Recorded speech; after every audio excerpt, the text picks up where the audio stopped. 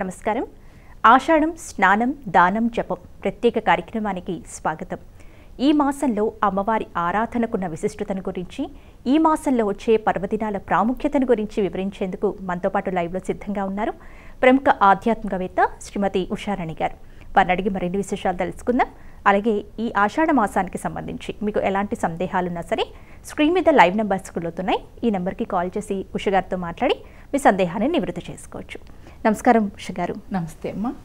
ఉష గారు, ముందుగా ఆషాఢ మాసం అంటేనే అమ్మవారి ఆరాధనకు ఎక్కువ ప్రాధాన్యత ఉంటుంది.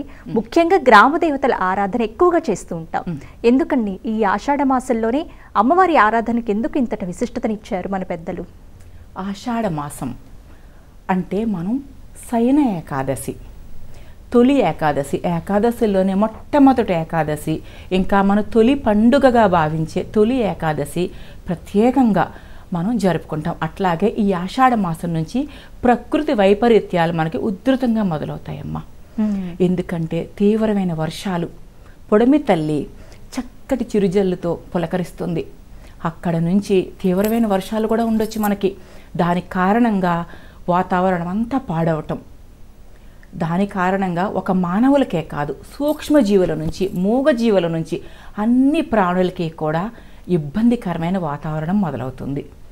అదే సమయంలో మనం మన హిందువుల భావన, అలాగే మన పురాణాలు ఇతిహాసాలు తెలియచేసే ఒక ధర్మం ప్రకారం శయన ఏకాదశి నుంచి మహావిష్ణువు యోగ నిద్రలోకి జారుకుంటారు.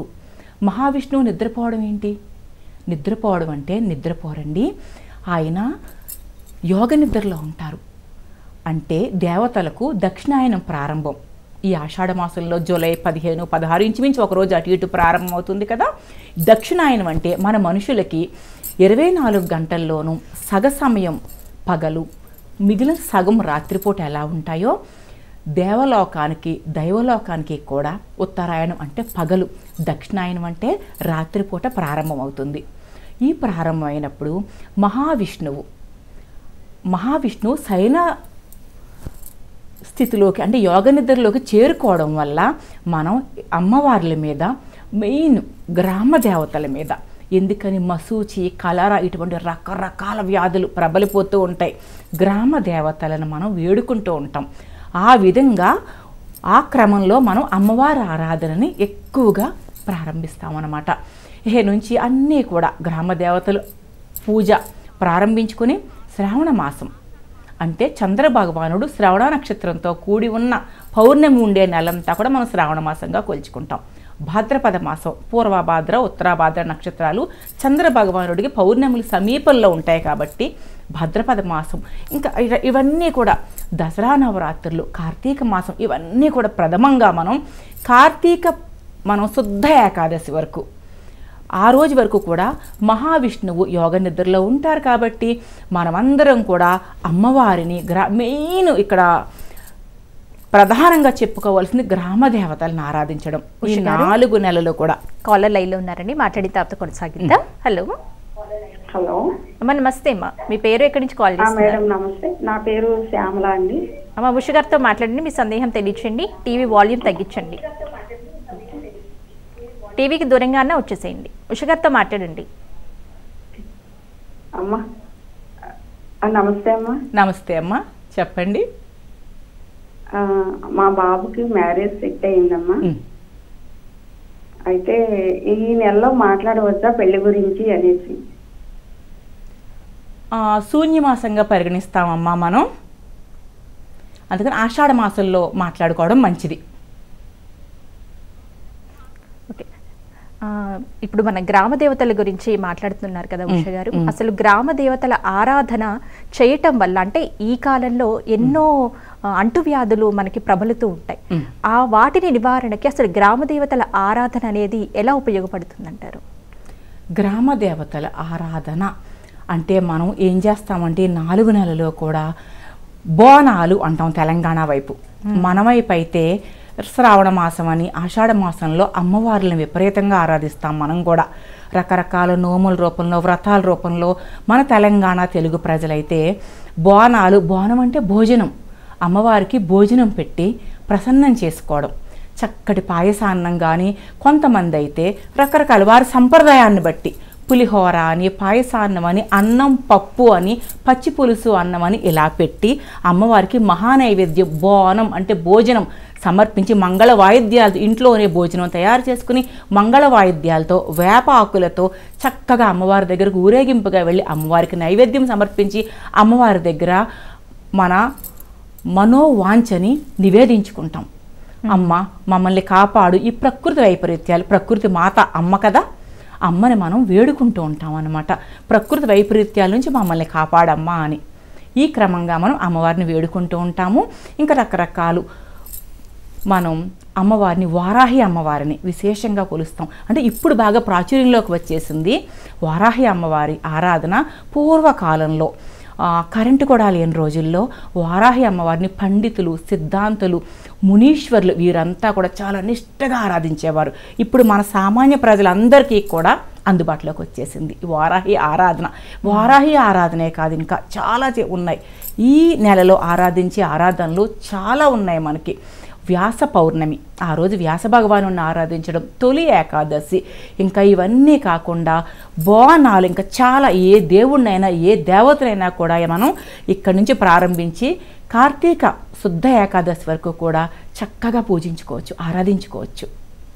ఉష గారు, మరి మనకి సంవత్సరానికి 12 పౌర్ణమిలు వస్తూ ఉంటాయి కదా, ఒక్కో పౌర్ణమికి ఒక్కో ప్రాధాన్యత ఉంటుంది. కానీ కొన్ని మాసాల్లో వచ్చే పౌర్ణమిలకి మాత్రం ఎక్కువ ప్రాధాన్యత ఉంటుంది. అలాంటి మాసాల్లో ఆషాఢ పౌర్ణమి ఒకటి. మరి ఈ పౌర్ణమిని మనం గురు పౌర్ణమి, వ్యాస పౌర్ణమి అని కూడా పిలుస్తూ ఉంటాం కదా, ఈ పౌర్ణమికి ఉన్న ప్రత్యేకత ఏంటండి? వ్యాస పౌర్ణమి అంటామమ్మ. ఆషాఢ మాసంలో వచ్చే శుద్ధ పౌర్ణమి అని మనం, దీనికి కారణం వేదవ్యాస భగవానుడు జన్మదినం ఈరోజు. పరాశర మహర్షికి సత్యవతి అనే మత్స్యకారిణికి వీరిద్దరు దంపతులకు కలిగిన సంతానమే వేదవ్యాసుడు మహాముని. తండ్రి అయిన పరాశర మహర్షి నుంచి, మహామేధావి నుంచి నేర్చుకున్న చక్కటి మేధాశక్తి, తల్లి నుంచి నేర్చుకున్న ఉత్తమ గుణాలు కలిగిన ఈ వ్యాస భగవానుడు జన్మించిన రోజే వ్యాస పౌర్ణమి. మనకి తొలి గురువు కూడా వ్యాస భగవానుడు. మహాభారతంలో ఒక ప్రముఖ పాత్ర ఈ వ్యాస భగవానుడిది. ఆయన మీద ఉన్న గౌరవంతో, ఆరాధనా భావంతోనే మనం ఈ పౌర్ణమిని వ్యాస పౌర్ణమిగా భావించి విద్యార్థులైతే వారి టీచర్స్ని, వారి గురువులను, ఇంకా చాలామంది వారింటి సిద్ధాంతులను, ఆస్థాన సిద్ధాంతులను, ఇంకా మనం దైవికంగా అయితే సాయిబాబా, శ్రీ రాఘవేంద్ర స్వామి, దక్షిణామూర్తి, ఇలా రకరకాల గురువులను మనం, అలాగే గురు భగవానుడు, ఇటువంటి వారందరినీ కూడా మనం విశేషంగా ఆరాధిస్తాం. మన తొలి గురువైన వ్యాస మహాముని జన్మదినం సందర్భంగా మనం గురువుల్ని ఆరాధించే పౌర్ణమి కాబట్టి ఇది ఆయన మన తొలి గురువు. అట్లా కాకుండా ఆయన జన్మదినం కూడా కాబట్టి వ్యాస పౌర్ణమి ఇంత విశిష్టతగాంచిందమ్మా. అలాగే ఆషాఢ మాసానికి సంబంధించి మీకు ఎలాంటి సందేహాలు ఉన్నా సరే స్క్రీన్ మీద లైవ్ నెంబర్స్ కులుతున్నాయి. ఈ నెంబర్కి కాల్ చేసి ఉషగారితో మాట్లాడి మీ సందేహాలను నివృత్తి చేసుకోవచ్చు. ఉషగారు, మనం చాతుర్మాస దీక్షలు కూడా మన ఆషాఢ మాసం నుంచే ప్రారంభమవుతూ ఉంటాయి కదా, అదే ఆషాఢ మాసమే దీనికి శ్రీకారం చుడుతుందంటారా? అవునమ్మా, ఆషాఢ మాసమే శ్రీకారం చుడుతుంది. కారణం ఇంతకు ముందే మనం చెప్పుకున్నట్టు వాతావరణ ప్రభావం, వాతావరణంలో వచ్చే మార్పులు సకల జీవులకి, ఇందాక మనం చెప్పుకున్నాం కదా, సూక్ష్మజీవుల దగ్గర నుంచి మనకి కొన్నిసార్లు దోమలు, ఈగలు, పాములు మనకి చెడు చేస్తాయి, హామ్ చేస్తాయి అనుకుంటాం. కాదమ్మా, అవన్నీ కూడా మన జీవన విధానానికి వాటి వంతు అవి కృషి చేస్తూ మనకి సహాయపడటానికే అవి జన్మిస్తాయి అని కూడా మనం చెప్పుకోవచ్చు. భగవంతుడు చాలా గొప్పవాడు. సృష్టి, ప్రకృతిలో ఉండే ప్రతి జీవి కూడా మానవాళికి ఎంతో ఉపయోగపడుతుంది. ఈ ఆషాఢ మాసంలో వచ్చే ప్రకృతి వైపరీత్యాల వల్ల ఎన్నో జీవులు, ఇప్పుడు పుట్టల్లో పాములు ఉంటాయి, తీవ్రమైన వర్షం వల్ల పుట్టలు నీటితో నిండి వాటి జీవనానికి ముప్పు వాటిల్లుతుంది. అలాగే రకరకాల చిన్ని క్రిములన్నీ కూడా, వాటికి మనలాగా ఇళ్ళు, వాకిళ్ళు ఇవన్నీ ఉండవు కదా, సో నశించిపోవడం జరుగుతుంది. అందుకని చెప్పి ఏం చేస్తారంటే, మానవులకు మాత్రమే భగవంతుడు జ్ఞానం అనేది ఇచ్చాడు. మిగిలిన జీవులు ఏ వేటికి కూడా జ్ఞానం ఇవ్వలేదు భగవంతుడు. ఇది చేస్తే తప్పు, ఇది చేస్తే ఒప్పు అనేది మానవుడికి మాత్రమే దక్కిన అదృష్టం. ఈ క్రమంలో మనుషులంతా కూడా ఇప్పుడు కాదమ్మా, కొన్ని వేల సంవత్సరాల నుంచి కూడా సకల జీవరాశికి కూడా మేలు జరగాలి అని భగవంతుణ్ణి ఆరాధించాల్సిన సమయం ఈ 4 మాసాలు కూడా. ఈ 4 మాసాలు మాత్రమే ప్రకృతి వైపరీత్యాలను తీవ్రంగా ఎదుర్కోవాల్సి ఉంటుంది. అంటే మీరు అనుకోవచ్చు, భగవంతుడిని మనం ఆరాధిస్తేనే భగవంతుడు మనల్ని ఈ వాతావరణం నుంచి రక్షిస్తాడా, లేకపోతే భగవంతుడు సృష్టించిన భగవంతుడు మనల్ని రక్షించడా అని అనుకోవచ్చు. ఉష గారు కాలర్ లైన్లో ఉన్నారండి, మాట్లాడిన తర్వాత కొనసాగిద్దాం. హలో హలో, నమస్కారం అండి. నమస్తే అమ్మా, మీ సందేహం ఉష గారికి తెలియచేయండి అమ్మా. నమస్కారం మేడం. నమస్తే అమ్మా. ఆషాఢ మాసంలో గోరింటాకు కంపల్సరీ పెట్టుకోవాలని. పెట్టుకుంటే మంచిదమ్మా. కంపల్సరీ అంటే పెట్టుకోకపోతే చెడు జరుగుద్దనే నియమం ఏమీ లేదు. మనకి ఇప్పుడు స్కిన్ డిసీజెస్, చర్మ వ్యాధులు వచ్చే సీజన్ ఇది. అందుకని చెప్పి తడి, ఈ వాతావరణం అంతా కూడా మారుతుంది. ఈ వాతావరణం మారడం వల్ల చర్మ వ్యాధులు వస్తాయి, ఎలర్జీస్ అవి వస్తాయి. గోర్లు, ఈ తడి పొడి మనం బయట అది తిరుగుతూ ఉంటాం కదా, సో తడవడం వల్ల, అలాగే గాలిలో కూడా తేమ అనేది ఉంటుంది ఈ సీజన్లో, ఆషాఢ మాసంలో. ఆ తేమ వల్ల మన స్కిన్కి డిసీజెస్ రాకుండా, చర్మ వ్యాధులు రాకుండా మనల్ని ఇందులో యాంటీవైరల్, యాంటీ ఫంగల్ లక్షణాలు ఉంటాయి గోరింటాకులో. ఆరోగ్య రీత్యా పెట్టుకోవాలమ్మా. మనకి కొంతమందికి తెలియక అలంకరణ కోసం అనుకుంటాము, పెట్టుకుంటే మంచిది. ఉష గారు, మరి చాతుర్మాస దీక్షల గురించి మనం కొనసాగిద్దామండి. అవునమ్మా. అయితే ఈ చాతుర్మాస దీక్ష అనేది చాలా విశిష్టమైంది. ఈ దీక్ష చెయ్యడం వలన మనకి అసలు ఈ జన్మంతా కూడా ఎంతో సంతోషంగా గడుస్తుంది, మోక్ష ప్రాప్తి కూడా కలుగుతుంది. అట్లాగే ఆ చంద్రార్కం, సూర్యచంద్రులు ఉన్నంత కాలం కూడా ఈ చాతుర్మాస దీక్ష ఫలం మనం అనుభవిస్తాం. ఎందుకంటే 4 నెలలు కూడా పరమ పవిత్రమైనవి. ఈ దీక్షలో అంతరార్థం కూడా, ఆంతర్యం కూడా ప్రతి జీవికి మంచి జరగాలి అనేదే ఆంతర్యం అన్నమాట. ఈ చాతుర్మాస్యం అంటే ఏంటి? 4 నెలలు. మొదటి నెల ఆషాఢ మాసంతో మొదలవుతుంది, తర్వాత భాద్రపద మాసం, ఇక తర్వాత ఇంకా రకరకాల కార్తీక మాసంతో ముగుస్తుంది. అయితే ఈ చాతుర్మాస్యంలో ఆరోగ్యరీత్యా మనకి కొన్ని మార్పులు, కఠినంగా ఉంటాయి నియమాలు. కఠినంగా ఉండడానికి కూడా అది కూడా ఆరోగ్యమే కారణం. దాని వెనుక కూడా ఆరోగ్య రహస్యమే దాగి ఉంది. సూర్యోదయానికి ముందుగానే నిద్రలేగవాలి. తర్వాత ఆహార నియమాలు ఉంటాయి. మొదటి నెల ఆకుకూరలు త్యజించాలి. ఎందుకు? మొదటి నెల అంటే సగభాగం ఆషాఢ మాసం, సగభాగం శ్రావణ మాసం. వర్షాలు పడి ఆకుకూరలు అన్నీ కూడా కొంచెం తేమకి చిన్న చిన్న పురుగు పుట్ర పట్టడం, వాటి మీద రకరకాల ఈ వైరస్ ఉండడం, వీటి వల్ల అవి తింటే ఒక దీక్ష ప్రారంభించామంటే వ్రత భంగం, దీక్ష భంగం కలగకూడదు అంటే మనం ఆరోగ్యాన్ని, ముందు శరీరాన్ని ఆరోగ్యంగా ఉంచుకోవాలి, మంచి ఆహారం తీసుకోవాలి. ఈ ఆకుకూరలు తినడం వల్ల, అంటే చెడిపోయిన ఆకుకూరలు, ఈ ప్రకృతి వైపరీత్యాల వల్ల, తడి వర్షాకాలం కదమ్మా, ఈ వర్షాలకి తడి పొడి కూరలు మనం శుభ్రం చేసుకోకుండా తినడం వల్ల ఆరోగ్యం పాడవుతుంది. కాబట్టి మొదటి నెల అంతా కూడా వర్షాలు తీవ్రంగా ఉంటాయి కాబట్టి ఆకుకూరలు తినవద్దు అంటారు. రెండవ నెల పెరుగు తినొద్దు అంటారు. ఎందుకు? పశుపక్షాలకి, వాటికి కూడా ఈ వాతావరణ మార్పుల వల్ల మనకు జలుబులు అవి ఎలా చేస్తాయి, వాటికి సంబంధించిన వ్యాధులు వాటికి వస్తాయి. వాటి శరీరంలో నుంచి వచ్చే పాలతో మనం పెరుగు చేసుకుంటాం కాబట్టి పెరుగు త్యజించాలి అంటారు. ఇదంతా కూడా మనకి దీక్ష, వ్రత భంగం కలగకుండా ఉండడానికి. అట్లాగే 3వ నెల అంతా కూడా పాలు తాగొద్దు అంటారు. ఈ పాలల్లో కూడా సూక్ష్మక్రిములు అవి ఉండడం వల్ల, లేదా పశువులకు జ్వరం అది వచ్చిందనుకోండి, ఆ జ్వరంతోనే అవి పాలను మనకి ఇస్తాయి. వాటి ద్వారా మనకి వ్యాధులు రాకూడదు. కాబట్టి 4వ నెల కార్తీక మాసం, చలికాలం వచ్చేస్తుంది. పప్పు దినుసులు ఏవి తినొద్దు అంటారు. ఆ చలికాలం మనకి డైజెషన్ తక్కువగా ఉంటుంది. పప్పులు లాంటివి పూర్తిగా ఉడికినా ఉడకకపోయినా ఆరోగ్యం పాడవకూడదు. కాబట్టి 4వ నెల పప్పులు తినకూడదు అంటారు. ఇలా తినడం వల్ల శరీరానికి ఏమాత్రం ఇబ్బంది కలిగినా కూడా, వ్రతం అయితే జ్వరం వచ్చింది 4 రోజులు చేయలేకపోవచ్చు స్నానం అది అని, ఇటువంటి భంగం, వ్రతభంగం, దీక్షాభంగం కలగకుండా ఉండాలి. కాబట్టి శరీరం పుష్టిగా ఉండాలి, కాబట్టి దృఢంగా ఉండాలి. కాబట్టి ముందు శరీరానికి వెళ్ళే ఆహారంలో నియమాలు పెడతారు. ఉష గారు, ఈ మాసంలోనే ఉధృతంగా పొలం పనులు చేసుకోవడానికి కారణాలేంటి మరి? ఇప్పటి వరకు కూడా వేసవకాలం ఉంటుంది. జస్ట్ మనకి జూలైకి ముందంతా కూడా వేసవకాలంతో భూమి ఎండిపోయి ఉంటుంది. తర్వాత జూన్ నుంచి మనకి తొలకరి జల్లులు మొదలవుతాయి. మనం ఇందాక చెప్పుకున్నాం కదా, పొడమ తల్లి పులకరిస్తుంది అని. అప్పుడు ఒక్కసారి భూమిలో ఉన్న బ్యాక్టీరియా అంతా కూడా ఒక్కసారి మొదటి వర్షానికి పైకి ఉధృతంగా లెగుస్తుంది. దాని కారణంగా ఏమవుతుందంటే మనం చాలా జాగ్రత్తగా ఉండాలి. దానివల్ల కూడా వ్యాధులు ప్రబలుతాయి. ఇప్పుడు మనం చెప్పుకోబోయేది ఏంటంటే వ్యవసాయం పనులు ఇప్పుడు ఎందుకు చేస్తాము అంటే చక్కటి వర్షాలు మొదలవుతాయి, విత్తనాలు విత్తడానికి అనుకూలంగా ఉంటుంది, వాతావరణము నేల అన్నీ కూడా అనుకూలంగా ఉంటాయి.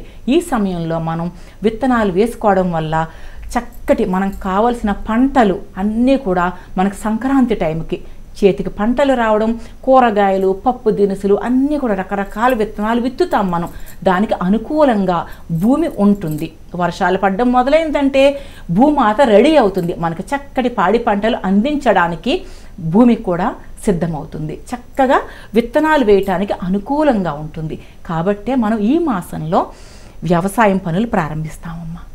ఉష గారు, మరి ఎంతటి విశిష్టమైన ఈ ఆషాఢ మాసంలో శుభకార్యాలు ఎందుకు చేయరు? దీనికి కారణం గ్రహ ప్రభావం. గ్రహాలు అనుకూలంగా ఉండవు మనకి. నవగ్రహాలు మనం అనుకుంటాం కదా, సూర్య భగవానుడితో సహా మనకి రాహు కేతువులను కలిపి మనం నవగ్రహాలు అంటాం. ఈ కాలంలో గురు భగవానుడు శుక్ర భగవానుడు బలంగా ఉన్నప్పుడు మాత్రమే మనం శుభకార్యాలకు ముహూర్తాలు పెడతాం. సిద్ధాంతులు, పండితులు, అర్చక స్వాములు ఎవరైనా సరే శుక్ర భగవానుడు గురు భగవానుడు అనుగ్రహం పుష్కలంగా ఉన్నప్పుడు మాత్రమే, వారి దృష్టి చాలా దృఢంగా ఉన్నప్పుడు మాత్రమే శుభకార్యాలకు అనుకూలం. వారిద్దరి దృష్టి సరిగ్గా లేనప్పుడు శుభకార్యానికి ముహూర్తానికి బలం ఉండదు. అందుకని చెప్పి గ్రహ ప్రభావం కరెక్ట్ అనుకూలంగా ఉండదు. కాబట్టి ఈ నెలంతా కూడా శుభకార్యాలు ఉండవు. ఇంకొక విషయం కూడా, మనం వ్యవసాయం ఇప్పుడు మనకి జీవనాధారం ఏంటి? వందల వేల ఏళ్ల నాడు వ్యవసాయం మాత్రమే మన జీవనాధారం, వేరే ఏమీ లేవు. ఎంతటి వారికైనా సరే వ్యవసాయం మాత్రమే జీవనాధారం. ఆ వ్యవసాయంలో కూడా అప్పుడు 100 ఎకరాలున్నా 1000 ఎకరాలున్నా ఎంతటి భూస్వామికైనా సరే ఎంతటి ఆస్తిపరులకైనా సరే చేతి నిండా డబ్బు రూపంలో ఉండేది కాదు. అప్పుడు ఆదాయం అనేది ధన రూపంలో అంటే క్యాష్ రూపంలో ఉండేది కాదు.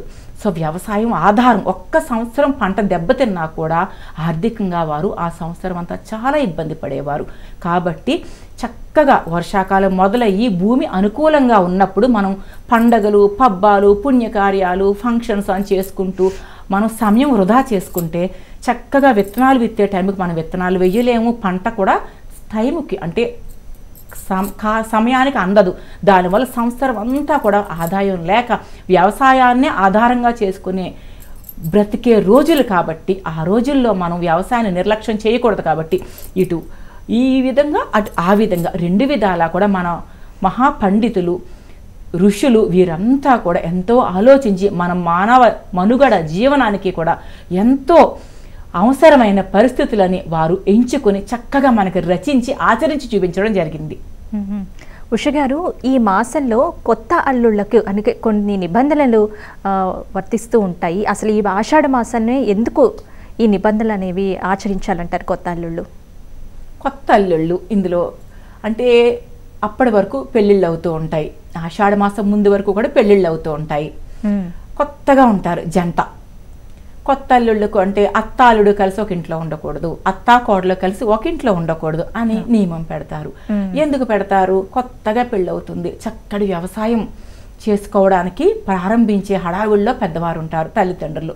ఇటు అమ్మాయి తల్లిదండ్రులు కానీ అటు అబ్బాయి తల్లిదండ్రులు కానీ వారంతా కూడా విత్తనాలు వేయాలి, పంటలు ప్రారంభించాలి, మనం పొలం పనులు ప్రారంభించాలని ఉత్సుకతతో ఉంటారు. ఇక్కడేమో కొత్త జంట తీవ్రమైన ఆకర్షణతో ఉంటారు. అందులోనూ ఆ రోజుల్లో 16-18 ఏళ్ళకే పెళ్ళిళ్ళు చేసేవారు. పూర్తిగా మెచ్యూరిటీ కూడా ఉండదు, ఆకర్షణ ఎక్కువ, ఆలోచన తక్కువ. ఆ టైంలో ఆలోచన ఎక్కువ ఉన్న వారికైనా సరే కొత్తగా పెళ్ళైనప్పుడు ఆకర్షణ ఎక్కువ ఉంటుంది. ఆ టైంలో ఈ అబ్బాయి ఏం చేస్తాడు అంటే కొత్తగా పెళ్ళైన పెళ్ళికొడుకు ఏం చేస్తాడు, తండ్రికి వ్యవసాయంలో సహాయం చెయ్యాలని ఉన్నా కూడా ఆకర్షణ అంతా అమ్మాయి వైపు ఉండడం వల్ల పొలానికి వెళ్ళాలి అంటే తండ్రికి సహాయంగా ఉండకపోవచ్చు. ఎక్కువ ఈ అమ్మాయితో గడపాలి, ఆనందంగా ఉండాలి, కొంచెం అంటే ఉత్సాహంగా ఉండాలి, చక్కగా అనుభవించాలి, జీవితాన్ని సంతోషంగా ఉల్లాసంగా ఉంచుకోవాలి అనే ఒక టెంప్టేషన్ అంటాం కదా మనం ఇంగ్లీష్లో, అట్లాగా ఆనందానికి ఇదయ్యి ఈ అబ్బాయి తండ్రికి పొలంలో సహాయం చేయలేకపోవచ్చు. దానివల్ల వ్యవసాయానికి తండ్రి ఆ రోజుల్లో ఫెసిలిటీస్ లేవు కదా, ట్రాక్టర్స్ అని రకరకాల ఫెసిలిటీస్ లేవు, అన్ని చేతులతో చేసుకునేవారు. ఇట్లా కింద పనివారు ఇదంతా కూడా సహాయం తక్కువగా ఉండేది. ఎంతటి భూస్వామి అయినా సరే, ఎంత మోతుబరి రైతు అయినా సరే, ఆయన వ్యవసాయం ఆయన కుమారులతో కలిసి చక్కగా ఇంటిలో ఆడవారి సహాయం అందిస్తూ ఉంటే పొలాల్లో కుమారులతో కలిసి పని చేసుకుంటూ ఉండేవారు. ఈ సమయంలో ఇటువంటి నిబంధనలు పెట్టకపోతే కుమారుడేమో అమ్మాయి కోడల చుట్టూ తిరుగుతూ ఉంటాడు, వీరికి సహాయం లభించదు. అక్కడేమవుతుంది, అత్తా కోడలు కలిసి ఉండకూడదు, ఒకే ఇంట్లో ఉండకూడదు అంటారు. ఎందుకని ఈ అమ్మాయి కూడా అత్తగారికి ఏ విధమైన సహాయం చేయకుండా ఎంతసేపు తాను భర్త వైపు ఆకర్షణగా చూడడం, భర్తతో ఎక్కువ సమయం గడపాలని చూడడం వల్ల కూడా అత్తకు కూడా కోడలి సహాయం దొరకదు. ఇక ఇట్లా కాదు, ఈ అమ్మాయి పుట్టింటికి వెళ్ళిపోయింది అనుకోండి, తండ్రికి ఇంటి నుంచి ఏదన్నా మన పనిముట్లు ఉంటాయి కదా, ఇవన్నీ కూడా వ్యవసాయానికి సంబంధించిన వస్తువులు అవి కూడా తండ్రి నుంచి, నాన్న ఆ రూమ్లో దాచాను, నాన్న ఆ సాలలో దాచాను, ఈ వస్తువు తీసుకొచ్చేస్తాను అని ఈ అమ్మాయి సహాయం చేయడం. తల్లికి చేదోడు పొలం పనుల్లో చాలామంది కూలీలు పనిచేస్తూ ఉంటారు. ఆ రోజుల్లో వారందరికీ సమయాలకు టీలు కాచి పంపడం, అట్లాగే భోజనం వండి పంపడం, ఇవన్నీ కూడా ఉండేవి. తల్లికి అమ్మాయి చేదోడు వాదోడుగా ఉంటుంది, ఇటు తండ్రికి ఏమో కొడుకు చేదోడు వాదోడుగా ఉంటాడు. ఇవన్నీ కూడా ఆలోచించి ఈ శుభకార్యాలు, ఈ ఫంక్షన్లు ఇవన్నీ పెట్టడం, లేకపోతే రూల్స్ లేకుండా అల్లుళ్ళకి విధులు విధానాలు లేకుండా కొత్త అల్లుని చేరదీసి ఇంట్లో పెట్టుకుంటే వారికి వండి పెట్టడమే సరిపోతుంది. ఈ అల్లుడికి వండి పెట్టడమే సరిపోతుంది. కొత్త అల్లుడు మర్యాదలు ఎక్కువ చెయ్యాలి.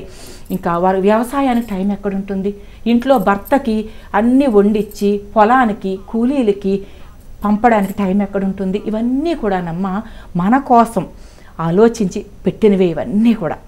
ఉష గారు కాలర్ లైన్లో ఉన్నారండి, మాట్లాడదాం. హలో హలో అమ్మ నమస్తే. ఉష గారికి మీ సందేహం తెలియచేయండి అమ్మా. నమస్తే అండి. నమస్తే అమ్మా. అమ్మ వారాహి నవరాత్రులకు ఎన్ని రోజులు అమ్మా? 9 రోజులు నవరాత్రులు. అంటే వారాహి నవరాత్రులు విశిష్టత ఒకసారి చెప్పరా? తప్పకుండానమ్మా. వారాహిదేవి అంటే లలితాదేవికి సైన్యాధ్యక్షురాలు. ఆవిడ లలితాదేవిలో నుంచే వచ్చిన ఒక శక్తి వారాహి అమ్మవారు. ఈ అమ్మవారిని పూజించడం వల్ల కొంతమంది కొన్ని రకరకాలుగా చెప్తున్నారు, ఆవిడ ఉగ్రదేవత అది ఇది అని. లేదమ్మా, అమ్మే. మన అమ్మకు కూడా ఒక్కొక్కసారి కోపం వస్తుంది, అంత మాత్రాన అమ్మ కాకుండా పోతుందా? లేదమ్మా, చక్కగా చేసుకోవచ్చు. నవరాత్రులు అనేవి మనకి 9 రాత్రులు, కానీ ఈసారి మాత్రం 10 రాత్రులు వచ్చాయి, 10 రోజులు వచ్చాయి. నవరాత్రులు మనకి ఈసారి 10 రోజులు వచ్చాయి. చక్కగా వారాహిదేవిని మీరు చిత్రపటం ఫోటో పెట్టుకోండి అమ్మ. వారాహి అమ్మవారికి మాల వేసుకుని చక్కగా శాకాహారం తింటూ, వీలైతే ఒక పూట తింటూ నిష్టగా నియమంగా చేసుకోండి. వీలైతే మీకు ఆరోగ్యం సహకరించి, మీ వయసు మీకు సహకరిస్తే నేల మీద ఒక చాప, దాని మీద ఒక దుప్పటి వేసుకుని నిద్రించండి. సూర్యోదయం కాకముందే లెగవాలి వారాహి నవరాత్రులు చేయాలంటే. రాత్రిపూట అమ్మవారిని ఎక్కువగా ఆరాధించాలి, ఎందుకంటే అమ్మవారు రాత్రిపూట ఆవిడ సంచరిస్తూ ఉంటారు. మనకు అనుగ్రహించడానికి కూడా రాత్రిపూట అనుకూలంగా ఉంటుంది వారాహి అమ్మ. పగలంతా కూడా ఆవిడ ధ్యానంలో ఉంటారు, లలిత అమ్మవారు ధ్యానంలో ఉంటారు. రాత్రిపూట మాత్రమే మనం చీకటి పడిన తర్వాత, సాయంత్రం 6 దాటిన తర్వాత వారాహి అమ్మవారిని మనం చక్కగా షోడశోపచార పూజ చేసుకోవచ్చు. అమ్మవారి అష్టోత్తరం 12 నామాలు అన్నీ కూడా చదువుకోవచ్చమ్మ. చక్కటి మీకు తోచిన నైవేద్యం, ఫలానా నైవేద్యమే పెట్టాలి, ఉగ్రదేవత ఏదో చేసేస్తుంది, అదేమీ లేదమ్మా. కాకపోతే ఒకసారి అనుకుని మీరు చెయ్యాలి అనుకున్నప్పుడు నియమం తప్పకుండా పొలిమేరలు దాటకుండా చేసుకోవాలి. వారాహి నవరాత్రులు చేసేవారు పొలిమేరలు ఎట్టి పరిస్థితుల్లోనూ దాటకూడదు. ఆ అమ్మవారి దగ్గర మనం దుర్గాదేవిని అయితే ఎట్లా ఆరాధిస్తామో నియమ నియంత్రణలు ఒక విధమైన క్రమశిక్షణతో అమ్మవారి దగ్గర టైం ప్రకారం చక్కగా సాయంత్రం చీకటి పడిన తర్వాత అమ్మవారిని ఆరాధించుకోవడం, పొద్దున్న పూట కూడా ఆరాధించుకోవడం, క్రమశిక్షణ. ఇప్పుడు మీకు అన్నీ చెప్పాను కదమ్మా నేను. అట్లాగే తెల్లవారుజామునే లెగవడం, అట్లా చక్కగా భక్తిగా ఆరాధించుకోవచ్చమ్మా. ఆషాఢ మాసానికి సంబంధించి మీకు ఎలాంటి సందేహాలున్నా సరే స్క్రీన్ మీద స్క్రోలుతున్న లైవ్ నెంబర్స్కి కాల్ చేసి మీ సందేహాలను నివృత్తి చేసుకోవచ్చు ఉష గారితో మాట్లాడి. ఉష గారు, మన ఆషాఢ మాసం గురించి మాట్లాడుకుంటున్నాం కదా, ఆషాఢ పట్టి అని అంటూ ఉంటారు కదా, అంటే ఏమిటండి అసలు, దీన్ని ఎందుకు పెడతారు? కొత్తగా పెళ్ళైన సంవత్సరం అమ్మ, ఇప్పుడు ఈ ఇయర్ ఉంది. నేను ఇప్పుడు చక్కగా జూన్లోనో మేలోనో వైశాఖ మాసంలోనో ఎప్పుడో నేను నా కుమార్తెకు వివాహం చేశాను. నేను ఒక ఆడపిల్ల తల్లిని. ఇది ఆడపెళ్లి వారు మగ పెళ్లి వారికి పంపిస్తారమ్మా. పెళ్ళైన తర్వాత వారి కుమార్తెతో పాటు అల్లుడింటికి పంపిస్తారు. ఆషాఢ పట్టి పూర్తి వివరాలు మాట్లాడుకుందాం. ఎందుకు పంపిస్తారు, ఏమేం పంపిస్తారు, దీని ఆంతర్యం ఏంటి అంటే, వర్షాకాలం మొదలవుతుంది. పాడి పంటలన్నీ కూడా, ఈ ఆకుకూరలు కూరగాయలు కూడా తీవ్రమైన వర్షాలకి మనకి చేతికి అందకపోవచ్చు. ఆ రోజుల్లో మనం మార్కెట్కి వెళ్ళి కూరగాయలు తెచ్చుకునే రోజులు కావు. అట్లాగే అప్పటి వరకు వేసవకాలం ఉంటుంది కదా, మే నెలలోను ఏప్రిల్ మార్చి నెలలో మనం చక్కటి ఊరగాయలు పెట్టుకుంటాం. ఇవన్నీ కూడా గౌరవార్థం మనం మన ఆడపిల్లతో పాటు ఆషాఢంలో పట్టి అనే ఒక సారీని పంపిస్తాం. ఈ సారీలో చాలా రకాలు పంపిస్తారు. ఇది ఆడపిల్లి వారు మాత్రమే, ఆడపిల్ల తరపు నుంచి మగపిల్లాడి తరపు పంపించే సారీ మాత్రమే ఆషాఢ పట్టి అంటారమ్మా. ఇది ప్రాంతాలను బట్టి మారుతూ ఉంటుంది. ఒక్కొక్క ప్రాంతాల్లో ఒక్కొక్క రకంగా పంపుకుంటారు. నేను కొన్ని ప్రాంతాల్లో చూశాను, ఆషాఢ పట్టీలో స్వీట్స్, రకరకాల ఊరగాయలు, వారి శక్తి కొలది. కొందరు చాలా సరదాగా ఉంటారు, కొందరికి వంట లేదా తినే పదార్థాలు చాలా అభిరుచి కలిగి ఉంటారు. వాటి మీద ఇంట్రెస్ట్. అన్నపూర్ణాదేవి అంటారు. మన చుట్టాల బంధువుల్లో కూడా కొంతమందిని ఆవిడ అన్నపూర్ణాదేవి రకరకాలు వండి పెట్టి ఆనందిస్తుంది అంటారు. ఇటువంటి మైండ్ సెట్ ఉన్నవారు ఏంటంటే చాలా విస్తృతంగా రకరకాల ఊరగాయలు, వడియాలు, అప్పటి వరకు సమ్మర్ ఉంటుంది కదా, నిండు వేసవకాలం నడుస్తూ ఉంటుంది కదా, రకరకాల వడియాలు, గుమ్మడి వడియాలని, పిండి వడియాలని, సగ్గుబియ్యం వడియాలని, అలాగే కూరగాయలు, బంగాళాదుంపలు, టొమాటోలు, వారి దగ్గర పండినవి రకరకాలు. కొన్ని చోట్ల చూశానమ్మా నేను, అంటే అది వారి ప్రాంత. నేను గోదావరి జిల్లాల్లో చూశాను. కోడిగుడ్లు కూడా పంపారు. ఒక ఆడపెళ్లి వారు మగపెళ్లి వారికి కోడిగుడ్లు కూడా పంపించారు అనమాట. అది కూడా చూసాను. దీని అంతటికీ అర్థం ఏంటంటేనమ్మా, ఇవన్నీ కూడా సంప్రదాయం అనే ఒక మనం చక్కటి టైటిల్ పెట్టుకుని వారికి మేము మీకు అండగా ఉంటాము, మా ఆడపిల్లను మీ ఇంటికి పంపిస్తున్నాము, అన్ని విధాలా కూడా మా ఆడపిల్ల మీకు లక్ష్మీదేవిగా మీ ఇంటికి అనుకూలంగా ఉండడమే కాకుండా మీ ఇంటికి ఏ కొరత లేకుండా కూడా ఈ రోజు నుంచి మా పిల్ల మీ ఇంటికి వస్తుంది అని మనకి ఇవన్నీ కూడా చూపిస్తారమ్మా భౌతికంగా. అంటే వారికి పంట సరిగ్గా ఇదయ్యి అవతల, అంటే ఈ ప్రాంతం ఒక ప్రాంతం వారు ఇంకో ప్రాంతానికి పిల్లనిస్తారు. ఈ ప్రాంతంలో పంటలు బాగుండి ఆ ప్రాంతంలో వర్షం పడి పంటలు ఖరాబ్ అయ్యి ఉండొచ్చు. వారికి వడియాలు పంపించామనుకోండి, వర్షాలు పడి వారికి చేతికి కూరగాయలు అవి అందకపోయినా కొంతకాలం చక్కగా వడియాలు, రకరకాల వడియాలు పులుసుగానో కూరగానో వండుకు తింటూ ఉంటారు. ఇప్పుడు ఎవరో కోడిగుడ్లు పంపించారని చెప్పాను కదా, వారేమో రకరకాలుగా నాన్ వెజ్ తినేవారైనా వెజ్ తినేవారైనా అన్నీ తింటూ ఉంటారు. స్వీట్స్ చక్కగా చుట్టుపక్కల పసుపు, కుంకుమ, ఇంకా బట్టలు కూడా పంపిస్తారు. అల్లుడికి, కొత్త అల్లుడికి సైకిల్ పంపిస్తారు. అప్పట్లో సైకిల్ మించితే వాహనాలు ఏమి ఉండేవి కాకపోవడం వలన సైకిల్ని పంపించేవారు. ఉష గారు కాల్ లైన్లో ఉన్నారండి, మాట్లాడిన తర్వాత కొనసాగిద్దాం. హలో, నమస్కారం అండి అమ్మగారు. నమస్తే అమ్మా, ఉష గారితో మాట్లాడండి, మీ సందేహం ఏంటో తెలియచేయండి. నమస్కారం అండి అమ్మగారు. నమస్తే అమ్మా. కాదండి, పాలు కానీ సింపుల్ కానీ 7వ నెల 6వ నెల వస్తే దీపారాధన చేసుకోవచ్చునా చేసుకోకూడదా, కొబ్బరికాయ కొట్టొచ్చునా కొట్టకూడదా అని. కొబ్బరికాయ కొట్టకపోవడమే మంచిదమ్మా. దీనికి మూఢనమ్మకాలు ఏమీ లేవు. కొబ్బరికాయ కొట్టేటప్పుడు గర్భిణీ స్త్రీ 6వ నెల వచ్చాక అని ఎందుకంటారంటే, కాస్త నిండు గర్భిణీ స్త్రీ కదమ్మా, అప్పుడు ముందుకు వంగి లేదా నిలబడైనా సరే కొబ్బరికాయ కొట్టడం వల్ల అదురుతుంది, శరీరం అదురుతుంది. అది లోపల బిడ్డకు ఎందుకైనా మంచిది, లోపల బిడ్డ క్షేమంగా ఉండాలి కాబట్టి కొబ్బరికాయ కొట్టవద్దు అంటారమ్మా. దీనికి మించి మూఢనమ్మకాలు ఏమీ లేవు. ఇవన్నీ కూడా మన ఆరోగ్యరీత్యా మనకి మంచి జరగాలని చెప్పినవేనమ్మా ఇవన్నీ కూడాను. దీపం కూడా వేడి కదా, పెట్టడంలో నష్టమేమీ లేదు, కానీ దీపం కూడా వేడి కదా. ఆ అమ్మాయి వస్త్రాలు వేసుకుని ఉంటుంది కదా, 7వ నెల 6వ నెల 8వ నెల అంటే కొత్త పెళ్లి కూతుళ్ళు, అంటే చిన్న వయసు వారు అయి ఉంటారు. వారికి అంత అవగాహన లేకపోయినా ఆ దీపం వేడికి వారి వస్త్రం దగ్గరగా ఉన్నా లేదా తడి జుట్టుతో దగ్గరికి వెళ్ళి పెట్టినా ఆ జడకి ఏమైనా జుట్టుకి ఏమన్నా దీపం ఇదవుతుంది. ఇట్లాంటి ఆరోగ్యరీత్యానే చేశారమ్మా. మీలాంటి పెద్దవారు ఎవరైనా పెట్టండి, వారిని పక్కన నుంచి మీ చెయ్యి పట్టుకుని దండం పెట్టుకోమనండి. కొబ్బరికాయ అయితే కొట్టకుండా ఉండటమే మంచిదమ్మా. బలంగా కొట్టాలి కాబట్టి, లోపల బిడ్డ క్షేమంగా ఉండాలి కాబట్టి కొట్టకపోవడమే మంచిది. దీనికి సంబంధించి మూఢనమ్మకాలు ఏమీ లేవు. ఉష గారు, మరి ఆషాఢ పట్టి గురించి పూర్తి వివరాలు తెలియజేస్తారా? అవునమ్మా, ఈ ఆషాఢ పట్టీలో ఇంకా స్వీట్స్, హాట్స్, రకరకాల బట్టలు, అత్తమామలకు, ఇంటి అల్లుడికి బట్టలు, ఇంకా అసలు చెప్పుకుంటూ పోతే అట్లాగే ఈ ఆషాఢ పట్టి తీసుకొచ్చిన వారికి కూడా ఈ అబ్బాయి తరపు వారు పెళ్లి కూతురు ఇంటి నుంచి ఆషాఢ పట్టిని తీసుకొస్తారు, సారిని, వారికి బట్టలు పెడతారు, మళ్ళీ తిరిగి బట్టలు పెడతారు.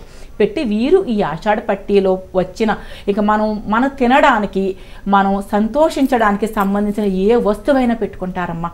ఇదొకటే నియమ నిబంధన లేని సారే. కొన్ని సారెలు అలా కాదు, చలివిడి, పసుపు, కుంకుమ, సున్నుపిండి, ఈ స్వీట్లు, హాట్లు, బట్టల వరకే పెడతారు. కానీ ఈ ఆషాఢ పట్టి ప్రత్యేకత ఏంటంటే ఏదైనా పెట్టొచ్చు. అవతల వారికి సంతోషానికి, ఆనందానికి ఉపయోగపడే ఏ వస్తువైనా కూడా వారి స్తోమతను బట్టి, బంగారం, వెండి ఇటువంటివి కూడా పెట్టుకుంటారు, స్తోమతను బట్టి అన్నీ పెడతారు. ఇది కూడా సారె లాంటిదే. కాకపోతే ఆషాఢ మాసంలో పెట్టే సారి ప్రత్యేకత ఏంటంటే కూరగాయలు, ఉల్లిపాయలు, కోడిగుడ్లు, ఈ వడియాలు ఇటువంటివన్నీ కూడా పెట్టడం. ముందు వచ్చే అంత వర్షాకాలానికి పంటలు ఏమన్నా ఇదైనా కూడా మా కోడలు మాకు ఇవన్నీ తెచ్చింది, సో చక్కగా 2-3 నెలలు మాకు ఇబ్బంది లేదు అంటే వారికి లేకపోవడం వల్ల కాదమ్మా, వారికి ఉన్నా కూడా వారి పంట సహకరించకపోవడం వల్ల మాకు 2-3 నెలల్లో కూడా ఇబ్బంది లేదు అని వారు సంతోషిస్తూ ఉండేవారు ఆ రోజుల్లో. ఉష గారు కాలర్ లైన్లో ఉన్నారండి, మాట్లాడదా? హలో హలో హలో అమ్మా, మాట్లాడండి ఉష గారితో. నమస్తే, హలో మీ సందేహం చెప్పండి ఉష గారితో. అదే అమ్మా, ఏ రోజైనా దీపారాధన చేయాలంటే తలస్నానమే చేయాలా? అంటే తలస్నానం చేసే దీపారాధన చేయాలా ప్రతిరోజు? అక్కర్లేదమ్మా, మీరు నిత్య దీపారాధనకి తలస్నానం అవసరం లేదు. అయితే మీరు ఏదైనా కొంతమంది శుక్రవారం చేస్తారు, కొంతమంది సోమవారాలు శివుడికి చేస్తారు, కొంతమంది మంగళవారాలు చేస్తారు. ఇట్లా మీరు అనుకున్న నియమం రోజే తప్పితే పర్వాలేదమ్మా. అంటే నాకు అర్థమైంది మీ సందేహంలో ఏంటంటే ఈ రోజు అంటే మీరు వెజిటేరియన్, నాన్ వెజిటేరియన్ నాకు తెలియదమ్మా. నాకు చాలామంది బయట నన్ను అడుగుతూ ఉంటారు, అమ్మ మేము ఈరోజు చికెన్ తిన్నాము, రేపు తలస్నానం చేసి దీపం పెట్టాలా? అవసరం లేదమ్మా. ఒంటికి స్నానం చెయ్యండి, చక్కగా పసుపు నీళ్ళు తల మీద చల్లుకోండి. లేదా మీరు స్నానం చేసేటప్పుడు, ఒంటి స్నానమే చేసేటప్పుడు మొదటి చెంబు మీరు పోసుకుంటారు కదమ్మా, ఆ మొదటి చెంబు నీళ్లు పోసుకునేటప్పుడు గంగే చైవ యమునే కృష్ణ గోదావరి సరస్వతి నర్మదా సింధు కావేరి జలేస్మిన్ సన్నిధింకురు అని సకల పవిత్ర పుణ్య నది జల దేవతలు స్మరించుకుని స్నానం చెయ్యండి. అందులోనే 2 చుక్కలు తల మీద చల్లుకోండి చాలమ్మా. ప్రత్యేకంగా ప్రతిరోజు తలస్నానం చేసే దీపారాధన చేయాలని ఏం అస్సలు లేదు. మీరు చక్కగా దీపారాధన చేసుకోండి, ఇటువంటి నియమాలు ఏమీ లేవు.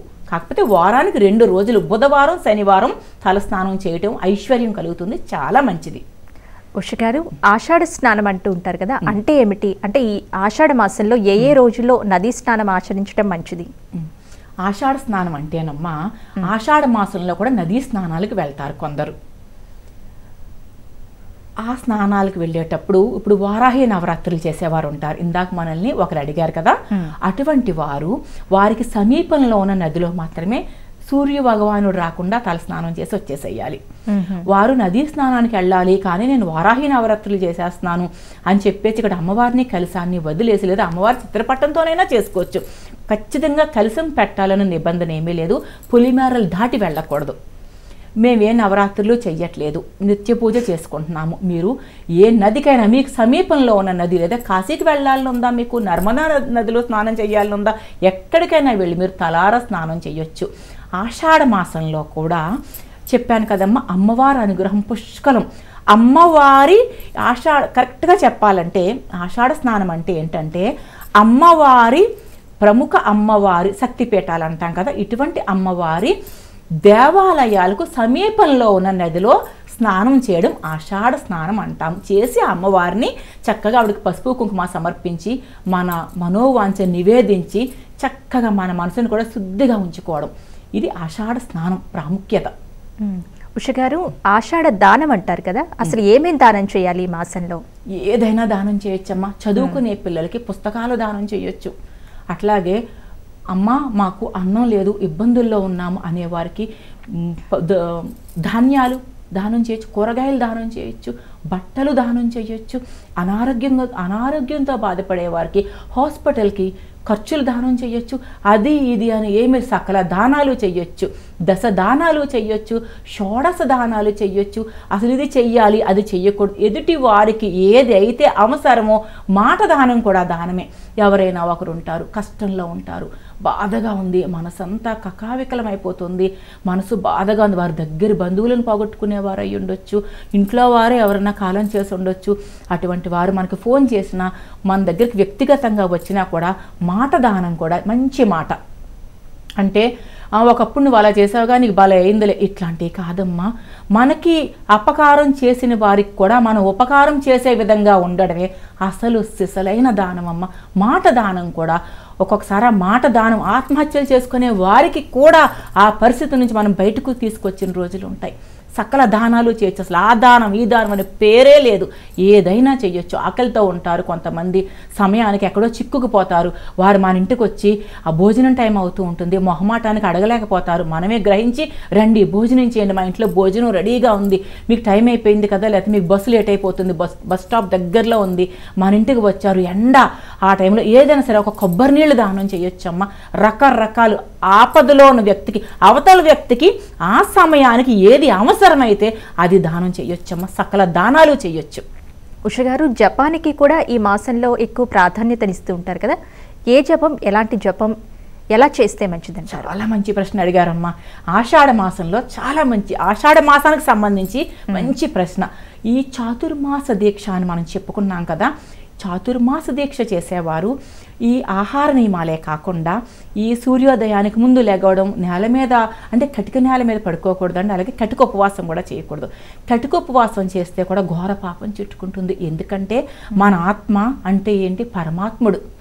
పరమాత్ముడిలోని భాగమే మన ఆత్మ. మనం నేను నా శరీరం అని అనేసుకుంటాం కాదు. కటిక ఉపవాసం కూడా ఘోర పాపం. ఆత్మను ఉపవాసం ఉంచకూడదు, ఎంతో కొంత మనం పెట్టాలి. అయితే ఇప్పుడు మనం చెప్పుకునేది ఏంటంటే, ఇప్పుడు మీరు అడిగిన ప్రశ్న జపం గురించి. ఖచ్చితంగానమ్మా ఈ చాతుర్మాస దీక్ష చేసేటప్పుడు ఏదో ఒక, మీరు ఏ భగవంతుడిని అయితే ఆరాధిస్తున్నారో ఆ భగవంతుడికి సంబంధించి ఒక 10 నిమిషాలైనా ఖచ్చితంగా మూలమంత్ర జపం చేసుకోవాలి. ఇంకా జపమే కాకుండా భగవద్గీత పారాయణం చేయాలి. రోజు ఒక 2 లైన్లు చదివినా చాలు. ఖచ్చితంగా ఈ నియమాలు ఉంటాయి, చాతుర్మాస నియమాలు అనేవి ఉంటాయి. అందుకని ఇంత పవిత్రమైనదిగా ఈ చాతుర్మాస్యం మనకి చరిత్రలోనే మనకి ప్రసిద్ధిగాంచింది. ఏ భగవంతుడు, మీరు ఏ భగవంతుడిని ఆరాధిస్తారో ఆ భగవంతుడి మూలమంత్ర జపం రోజుకి 10 నిమిషాలైనా ఈ చాతుర్మాస్యం ఖచ్చితంగా నిత్యం జపం చేయాలి. ఉషగారు, మరి ఈ ఆషాఢ మాసంలో అమ్మవారి, వారాహి అమ్మవారి నవరాత్రుల గురించి కూడా ఇందాక మీరు తెలియచేయడం జరుగుతుంది. అసలుకి కాశీలో అమ్మవారు అక్కడ కొలువై ఉంటారు కాబట్టి వారాహి అమ్మవారు అక్కడ 9 రోజుల పాటు ఉండి అమ్మవారి నవరాత్రులు అక్కడ ఆచరించవచ్చు అంటారా? బ్రహ్మాండంగా ఆచరించవచ్చమ్మా, బ్రహ్మాండంగా ఆచరించవచ్చు. 9 రోజులు కూడా చాలా ప్రసిద్ధి కూడా కాంచింది. ఈ వారాహి అమ్మవారిని కాశీలో పైనుంచి మాత్రమే చూస్తారు, ఆవిడ్ని నేరుగా చూడరు. అది కూడా మూఢనమ్మకాలు ఏమీ లేవమ్మా. దీనిని వాడుకొని చాలామంది అంటే పూర్తిగా అవగాహన లేకుండా ఎదురుగా చూస్తే నెగిటివ్ ఎనర్జీస్ ఇచ్చేస్తుంది. ఎప్పుడూ కూడా ఒక పవిత్ర శక్తి ఎప్పటికీ నెగిటివ్ ఎనర్జీని ఇవ్వటం అనేది జరగదు. పైనుంచి ఎందుకు చూస్తారంటే, తెల్లవారగానే సూర్యోదయం కాగానే వారాహిదేవి ఆవిడ మౌన స్థితిలోకి వెళ్ళిపోతుంది. అంటే లలితాదేవిలో ఆవిడ అంతర్భాగం అయిపోతుంది. ఆవిడ రాత్రిపూట మాత్రమే కాశీనగరం అంతా కూడా కాపలా కాస్తుంది, రక్షణగా ఉంటుంది అంటారు.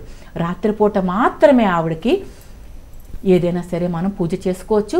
ఉదయం తెల్లవారుజాము 4 దాటిందంటే, సూర్యోదయం అవుతుందంటే పూజారులు ఆవిడకి మహానివేదన చేసేసి ఆలయం మూసివేస్తారు. అందుకని చెప్పి పైనుంచి చూసి ఆరాధిస్తారు. 9 రోజులు కూడా కాశీలో ఉండి మనం వారాహిదేవిని నిత్య దర్శనం చేసుకోవచ్చు. వారాహి జపం చేయొచ్చు, మూలమంత్రం ఉంటుంది వారాహిదేవికి కూడా. వారాహిదేవిని తలుచుకోవచ్చు. ఆ సమయంలోనే మనం గంగా స్నానం చేయొచ్చు 9 రోజులను. 9 రోజులు కూడా మనం కాశీలో నిత్య దర్శనం చేసుకోవచ్చు. కాకపోతే అక్కడికి 4 ఫ్రెండ్స్ వెళ్ళి కాలక్షేపంగా వేరే వేరే పనులు మాత్రం చేయకూడదమ్మా. పూర్తిగా ఆధ్యాత్మికంగా ఉండాలి. మౌనంగా ఉన్నా పర్వాలేదు, 9 రోజులు ఉండి ప్రతిరోజు అమ్మను ఒక దర్శనం చేసుకున్నా కూడా వారు ఎంతో ఫలితాన్ని పొందుతారు. ఉషగారు కాలర్ లైన్లో ఉన్నారండి, మాట్లాడతాం. హలో, నమస్తే అమ్మా. ఉషగారికి మీ సందేహం ఏంటో తెలియచేయండి అమ్మా. నమస్కారం అమ్మా. నమస్తే అమ్మ, చెప్పండి. అమ్మగారు రోజు పటాలు కడుక్కోవచ్చునా? నెలకు ఒకసారి, వారానికి ఒకసారి అమ్మగారు కడుక్కోవాల్సింది? నెలకు ఒకసారి ఖచ్చితంగా కడుక్కోవాలమ్మా. అమావాస్య వెళ్ళిన తర్వాత విధియ అని వస్తుంది కదా, నెలపొడుపు అంటాం కదా మనం. చంద్రునికో నూలిపోగు అని విధి రోజు మనం చంద్ర భగవానుడికి మంచి పైడ ప్రతిని తీసుకుని దారంగా చేసి భగవంతుడు సమర్పించుకుంటాం. ఆ రోజు చంద్రుడు చక్కగా ఆయన ఉన్నత కళలకి ఆయన శ్రీకారం చుట్టే రోజు విధియ నెలపొడుపు అంటాం కదమ్మా. ఆ రోజున మనం భగవంతుడు మన పూజ మందిరంలో ఉన్న చిత్రపటాలన్నీ కూడా మనం శుభ్రం చేసుకోవడం మంచిది. మీకు ఓపికంటే వారానికి ఒకసారి కూడా చేసుకోవచ్చమ్మా, అది మీ ఓపికను బట్టి ఉంటుంది. నెలకు ఒకసారి అయితే ఖచ్చితంగా చేసుకోండి. ఉష గారు, ఇంట్లో ఈశాన్య మూలలో నీటిని పెడుతూ ఉంటారు కదా, ఈ నీటిలో ఏమేమి వేసి పెడితే మంచిది? ఈ నీటిలో కొద్దిగా పసుపు, కొద్దిగా కుంకుమ, కొద్దిగా అక్షింతలు వేసి పెట్టుకోవాలమ్మా. మీరు ప్రతిరోజు నీరు మార్చుకోవచ్చు, లేదా వారానికి ఒకసారైనా మార్చుకోవచ్చు. ఈశాన్య మూల పెట్టే ఒక రాగి చెంబు కానీ, ఇత్తడి చెంబు కానీ, కంచు చెంబు కానీ ఏదైనా పెట్టుకోవచ్చు. వెండి బంగారం అంతా మనకి బయట ఇంటి ముందు గుమ్మం ముందు పెట్టడం సేఫ్టీ కాదు కదా, అందుకని చెప్పి అవి కాకుండా మనం పంచలోహాలతో చేసిన చెంబు, మట్టి చెంబు అయినా పెట్టుకోవచ్చు. ఒకటి మాత్రం చాలా ఇంపార్టెంట్ అమ్మా, ఇక్కడ స్టీల్ మాత్రం ఎట్టి పరిస్థితుల్లోనూ పెట్టకూడదు. చాలామంది తెలియక స్టీల్ చెంబులు పెడతారు, ఎదురు మంచి కాదు కదా, దానివల్ల నెగిటివ్ ఎనర్జీస్ని ఆ స్టీల్ చెంబు అనేది గ్రహించడం జరుగుతుంది. అయితే ఈ నీటిలో ఏమి వేయాలి? మీరు ప్రతిరోజు నీటిని మార్చే ఒక పద్ధతి కనుక మీకు ఇష్టమైతే, మీకు శక్తి ఉండి టైం సరిపోతే ఆఫీస్కి వెళ్ళిపోవాలి, వారానికి ఒకసారి మార్చుకుంటాను, లేదా నేను అయినా పర్వాలేదు డైలీ మార్చుకోగలను, పసుపు, కుంకుమ, గంధం, అక్షింతలు ఖచ్చితంగా వేయాలమ్మా. ఇక నాణ్యాలు అవన్నీ వేయాల్సిన అవసరం లేదు. పుష్పాలు మాత్రం ఏ రోజు పుష్పాలు ఆ రోజు 1, 2, 3 పుష్పాలు వేసుకోండి.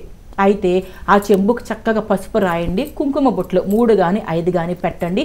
ఆ చెంబుని డైరెక్ట్గా నేల మీద పెట్టకండి, కింద ఏదైనా ఆసనం ఇవ్వండి. ఆ చెంబుకి ఒక చెక్క పీట, లేదా ఒక ఇత్తడి ప్లేటు, లేదంటే ఒక బట్ట ఏదైనా సరే డైరెక్ట్గా నేల మీద పెట్టకండి. ఆ చెంబుని పెట్టిన తర్వాత మీరు ఆ చెంబులో చక్కటి నీరు పోసేటప్పుడు గంగే చైవేచ్యమునే కృష్ణ గోదావరి సరస్వతి నర్మదా సింధు కావేరి జలేస్మిన్ సన్నిధింకురు అనే మంత్రం జపిస్తూ పొయ్యండి. ఈ మంత్రం జపిస్తే సకల పవిత్ర పుణ్య నదీ జల దేవతలంతా కూడా ఈ చెంబులోకి నేను ఆహ్వానిస్తున్నాను, నా శక్తి కొలది అని నదీ జల దేవతల అనుగ్రహాన్ని కోరుకుంటూ పొయ్యాలి. వారానికి ఒకసారి మార్చాలంటే మాత్రం మీరు రోజు పువ్వులు మార్చాలమ్మా. ఒకరోజు పువ్వులు వేసి వదిలేస్తాం, ఆ పువ్వులు నీటికి తడిచిపోయి వాసన వస్తూ ఉంది. చాలామంది అంటారు, మేము ఈశాన్యమూల చెంబు పెడుతున్నామమ్మా, మాకేం మంచి జరగట్లేదు అని. మనం చేసే విధానం కూడా మంచిగా ఉండాలి. నీరు మనం చక్కగా పవిత్రంగా ఉందా లేదా చూడాలి. అట్లాగే పువ్వులు ఏ రోజు ఆ రోజు తీసేయాలి. ఈరోజు ఉదయం వేసాం కదా, రేపు ఉదయం తీసేసి ఫ్రెష్ పువ్వులు వేసుకోండి. వారానికి ఒకసారి మార్చినా కూడా పర్వాలేదు. తర్వాత ఈశాన్య మూలే కాదమ్మా, వాయువ్యం, మన ఇంటికి వాయువ్యం ఉంటుంది కదా, వాయువ్య భాగంలో కూడా ఇదే చెంబుతో నీరు పెట్టచ్చు. అయితే వాయువ్యం మూల పెట్టే చెంబు నీటిలో పసుపు, కుంకుమ, గంధం, అక్షంతలు వేయాల్సిన అవసరం లేదు. తెల్లటి రాళ్ళు ఉంటాయి కదా, మార్బుల్ స్టోన్స్ అని మనకి ఎక్కడ పడితే అక్కడ కేజీల లెక్క నమ్ముతూ ఉంటారు. తెలుపు రంగు మాత్రమే ఉండాలి ఆ రాళ్ళు. ఆ రాళ్ళని చెంబు నిండా, కాకపోతే చెంబులో సగానికైనా వేయండి, చెంబు నిండా నీరు పోయండి, సగానికి తెల్లటి రాళ్ళు వేసి ఇంటి వాయువ్యం మూల పెట్టండి. తప్పకుండా ఐశ్వర్యం పొందుతారు, తప్పకుండా. దీనికి కారణం కూడా చెప్తాను నేను మీకు. ఉష గారు కాలర్ లైన్లో ఉన్నారండి, మాట్లాడిన తర్వాత కొనసాగిద్దాం. హలో హలో, నమస్తే అమ్మా, ఉష గారికి మీ సందేహం ఏంటో తెలియచేయండి. సరే. హలో చెప్పండి అమ్మా. అమ్మ, మేము వారాహి దేవి పెట్టుకున్నాం అనుకుంటున్నాము. ఇంతకు ముందు పెట్టుకోలేదు, కానీ ఇంట్లో వాడే బట్టలు వాడచ్చా వాడకూడదు? అంటే పూజలోనా అమ్మా? అవునమ్మా. పూజలోన శుద్ధిగా ఒక 2 వస్త్రాలు పెట్టుకోండి అమ్మా. లేదా ఒకే మీరు డ్రెస్ వేసుకుంటారా, చీర కట్టుకుంటారా, ఒక వస్త్రం పెట్టుకోండి. స్నానం చేసి ఆ వస్త్రాన్ని కట్టుకుని అమ్మవారి చిత్రపటం ముందు కూర్చొని పూజ చేసేసి, పూజ అవ్వగానే ఆ వస్త్రాన్ని మళ్ళీ పవిత్రంగా ఒక 10 నిమిషాలు గాలికి కానీ ఎండకి కానీ ఆరబెట్టి ఒక అలమారలో దాచిపెట్టండి. నవరాత్రుల్లో కూడా అంటే ప్రతి నెల మనకి డేట్స్ వస్తాయి కదమ్మా, ఆ టైముల్లో వేసుకున్న బట్టలు పనికిరావు. నెక్స్ట్ కాల్తో మాట్లాడదామండి. హలో నమస్తే అమ్మా, ఉష గారికి మీ సందేహం తెలియచేయండి. హలో చెప్పండి అమ్మా. నమస్తే మేడం. నమస్తే తల్లి. అది మేము మ్యారేజ్ పెట్టుకున్నాం మేడం.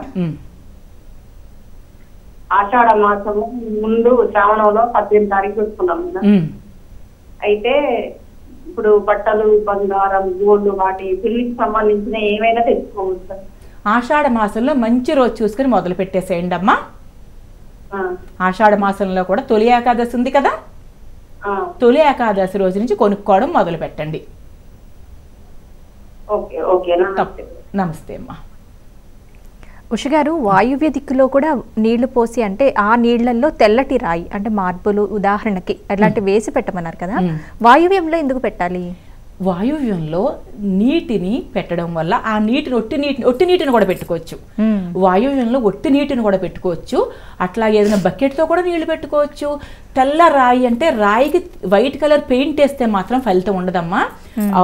వైట్ ఇప్పుడు మనకి ఇవి అమ్ముతూ ఉంటారు కదమ్మా, గ్రానైట్ షాపులు అవి ఉంటాయి, మార్బుల్ షాపులు, వాటిలో చిన్ని స్టోన్స్ కేజీలు లెక్కన అమ్ముతూ ఉంటారు. నీళ్ళల్లో వేసి పెట్టడం వల్ల చంద్ర భగవానుడు అనుగ్రహం పుష్కలంగా ఉంటుంది. చంద్రుడు ఐశ్వర్యానికి కారణం, ఆనందానికి కారణం. వాయువ్యంలో చంద్రుడి అనుగ్రహం వాయువ్యంలో ఖచ్చితంగా ఉంటుంది. చంద్రభగవానుడి అనుగ్రహం వాయువ్య దిశలో ఖచ్చితంగా ఉంటుంది.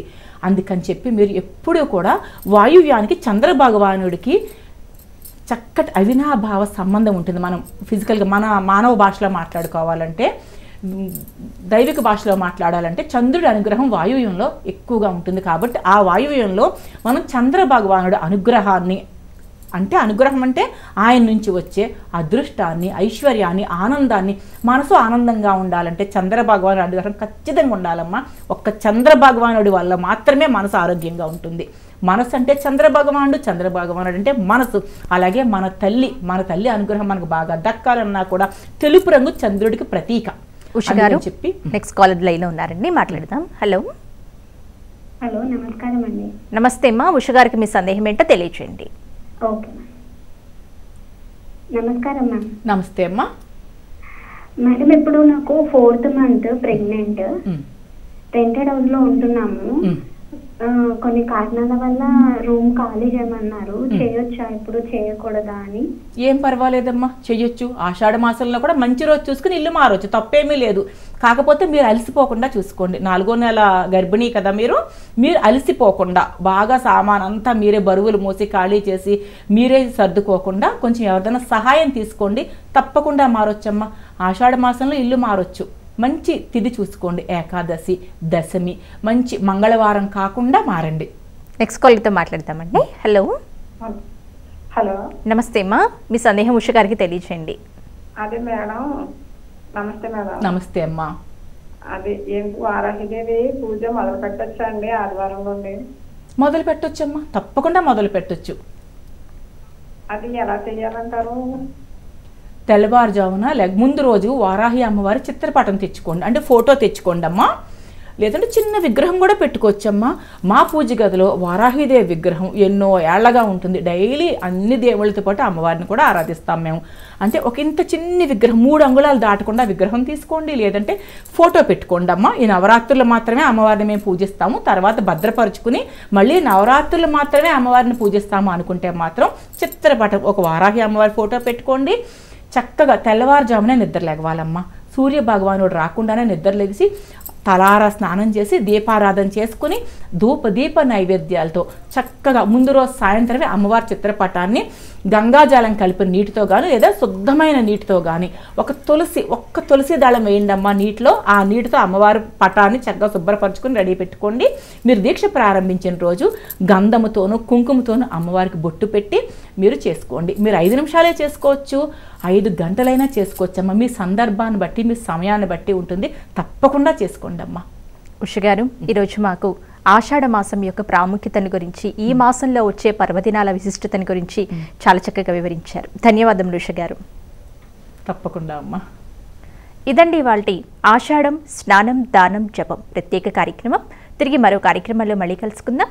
నమస్కారం.